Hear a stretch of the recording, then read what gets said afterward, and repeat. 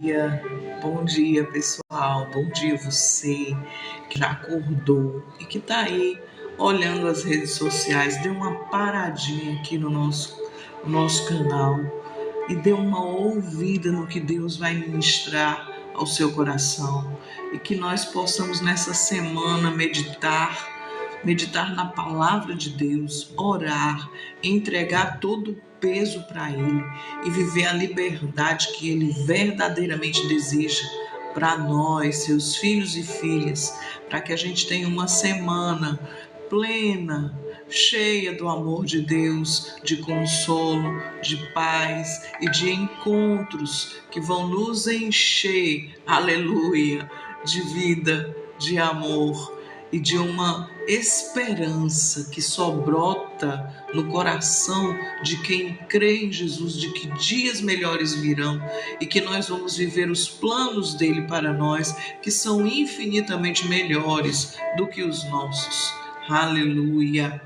Louvado seja o nome do Senhor. Que o Senhor venha ministrar ao meu e ao seu coração, em nome de Jesus. Aleluia. Aleluia. Bom dia. Pessoal, hoje eu quero falar de liberdade mais uma vez, porque Deus tem tocado no meu coração. Nós estamos chegando no mês de março, onde é o mês da mulher, né? Onde nós celebramos uma grande vitória, o Dia Internacional da Mulher. Por que esse dia? O Dia Internacional. Muita gente comemora, mas não sabe nem por que está comemorando o Dia Internacional da Mulher. No dia 8 de março, nós celebramos esse dia, o Dia Internacional da Mulher. A ideia de uma comemoração anual surgiu depois que o Partido Socialista da América organizou o Dia das Mulheres em 20 de fevereiro de 1909 em Nova York. Uma jornada de manifestação pela igualdade de direitos civis e em favor do voto feminino. Durante as conferências de mulheres internacionais em Copenhague, em 1910, foi sugerido por Clara Zetkin que o Dia das Mulheres passasse a ser celebrado todos os anos, que se, no entanto, fosse definida uma data específica. E aí, a partir de 1913, as mulheres russas passaram a celebrar a data com manifestações realizadas no último domingo de fevereiro, todos os anos.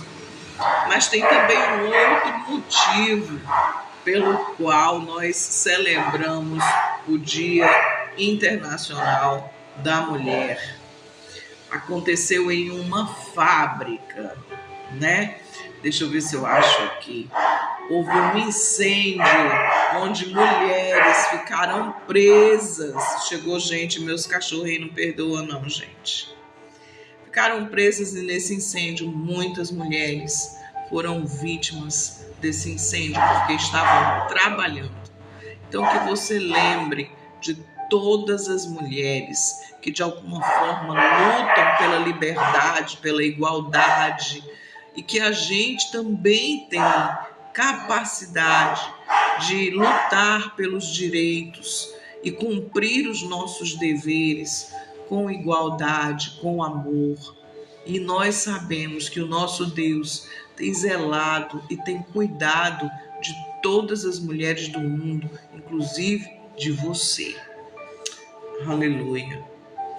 Ocorreu uma conferência internacional da mulher em Copenhague, dirigida pela internacional socialista alemã Clara Zetkin. E aí houve a instituição do Dia Internacional da Mulher. E aí as origens, né, que eu falei sobre um incêndio de dezenas de operárias. O mais conhecido desses incidentes é o incêndio da fábrica de Triangle Schizweiz, que realmente ocorreu em 25 de março de 1911, às 5 da tarde, e matou 146 trabalhadores. 125 mulheres e 21 homens. A fábrica empregava 600 pessoas e nas suas maiorias eram mulheres judias e italianas com idade entre 13 e 23 anos. Uma das consequências da tragédia foi o fortalecimento do Sindicato de Trabalhadores na confecção de roupas de senhoras. E aí esse sacrifício das trabalhadoras de Triangle tenha se incorporado ao imaginário coletivo na luta das mulheres. Mas ressalta que o processo de instituição de um Dia Internacional da Mulher já vinha sendo elaborado por outras mulheres que estavam na luta por igualdade. Aqui eu não estou falando de partidos nem de intenções, estou falando de pessoas que lutam e que têm objetivos que com certeza não beneficiam somente a elas. Os nossos objetivos têm que ser muito em prol do bem comum e de tudo que é bom, que gera bondade, que gera amor, que gera crescimento, e não de nós mesmos focados no nosso egocentrismo, na nossa promoção, não em nós, mas para que o reino de Deus cresça e nós possamos ser exemplos de paz, de bondade e que tenhamos plenitude em Deus para viver aquilo que o Senhor preparou para nós. E aí, pensando nisso, hoje nasceu aquele desejo de falar sobre a liberdade que Deus nos deu, a verdadeira liberdade, numa frequência de amor, de paz, de bondade, que quer atingir não só homens e mulheres, mas toda a humanidade que tem se degradado, tem se destruído e tem sido vítima dela mesma. Junto com a multidão vão conceitos e valores deturpados que influenciam positivamente e não transferem para nós nem para os nossos filhos aquilo que é bom, aquilo que é permanente. Coisas passageiras estão sendo plantadas nos nossos corações. A liberdade que Deus nos dá frequentemente, ela vem de Cristo e é um dos conceitos centrais da nossa fé. Aleluia! Ela é fundamentalmente diferente da definição de liberdade que nós conhecemos, que muitas vezes é fazer o que quer, o que dá na cabeça. Biblicamente, liberdade vai muito além da vida terrena. É a liberdade espiritual que transforma as nossas vidas e nos direciona a fazermos aquilo que é saudável para nós seres humanos. A libertação da culpa, do remorso, do pecado. Conhecerão a verdade e a verdade vos libertará. Conhecer a Cristo, amar a Cristo, viver a vida como Ele ensinou, ser livre, botar fim à escravidão. Antes da fé, a Bíblia descreve a humanidade como escrava do pecado. O pecado causa dor, causa destruição. O pecado desmantela qualquer coisa, qualquer família. Uma doce mentira, uma meia-verdade nos leva ao fracasso total diante de Deus. Se nós perseverarmos nos ensinamentos de Cristo, nós vamos conhecer a liberdade genuína, verdadeira e eficaz para nos levar ao céu. Em Cristo, a corrente do pecado é quebrada, permitindo que o indivíduo não seja mais dominado, o ser humano não seja mais dominado por seus desejos que muitas vezes desagradam a Deus.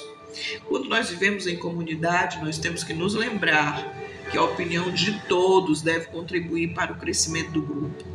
A opinião e o trabalho de todos leva ao crescimento e o Espírito Santo vai colocando as pitadinhas do fruto do Espírito para que nós possamos entender qual é a boa, perfeita e agradável vontade de Deus. Essa liberdade da lei que gera legalismo, nós vamos dando legalidade para que o que é imoral e impuro, para o que é perverso, para que a maldade entre nas nossas casas, no nosso coração, em nós. E aí sim nós desvirtuamos o verdadeiro valor do que Cristo nos ensinou, em detrimento às nossas conquistas e méritos. Então, sermos livres em Deus vai além do que essa terra nos apresenta.